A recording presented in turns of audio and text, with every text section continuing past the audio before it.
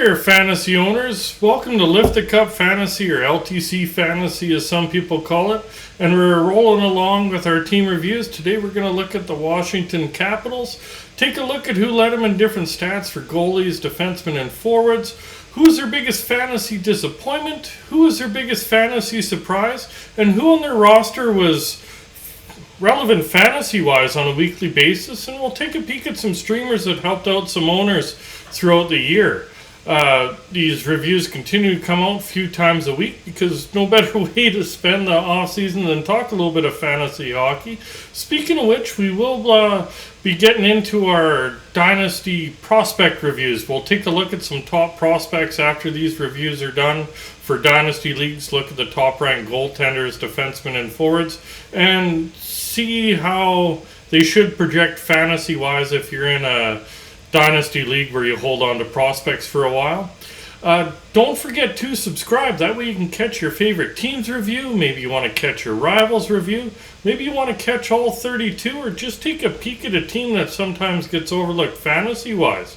So we'll get right into it. The goalies for Washington this year, who led them in games played, was Ilya Samsonov at 44. Just eked out Vanecek there. He also led them in wins at 23. Vanecek beat him in goals against average at 2.67, and in save percentage, Vanecek was better at 908. Basically, Samsonov and Vanecek split the crease this year. They're right around very close to similar games played, wins. Vanecek was a fair bit better in goals against average and a little bit better in save percentage. Samsonov was sub 900, whereas Vanecek was just over at 908 there. Really, the way it kind of panned out, Vanecek had better numbers during the season, but Samsonov did take the crease in the playoffs, so it'll be interesting to see who kind of takes the reins next year, or if they're going to keep playing that 1A, 1B type style of game going into next year. D-man stats, who led him in goals was John Carlson at 17. Also led him in assists at 54. So if you lead in goals and assists, you probably lead in points. He did lead him in points at 71. Nick Jensen led him in plus 32. Really nice plus minus stat there. Martin Verher, I don't even know how to say it, Ververi, led him in hits at 251. Nice chunk of hits. I better learn to pronounce it so he doesn't throw the body at me there. Trevor Van Riemsdyk led him in blocks at 129. And John Carlson led him in hits at 195. Really, Carlson is the fantasy darling on the back end in Washington there. He had another great season. Really no surprise there. Orlov was a good streaming option this year because he kind of ran hot or cold. So if you caught him in a hot point, you really liked him. If you kept him on your roster in his low streak, you probably didn't like him too much. But he was decent at different points of the season, like I said there. Going to forwards, who led him in goals? No surprise, Alex Ovechkin. Another 50-goal season for him. Evgeny Kuznetsov led him in assists at 54. And Ovechkin led in points at 90. Nice point total given his age there. Garnet Hathaway led him in plus minus at plus 19. Also led him in hits at 250. And in blocks, Hathaway again at 62 blocks. Ovechkin obviously led him shots on goal. No surprise there. He loves to shoot the puck. 334 shots on goal.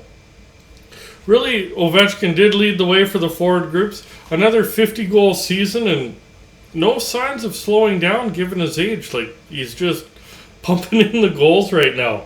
Kuznetsov also had a very good fantasy season. And should mention, Wilson and Hathaway were really good in different Cats leagues because, as you can tell by the numbers, Hathaway led in quite a few stats for Washington forwards. And Wilson was right up there, not quite leading the stats, but he also puts up better offensive numbers there. Biggest fantasy disappointment has to be Nick Backstrom.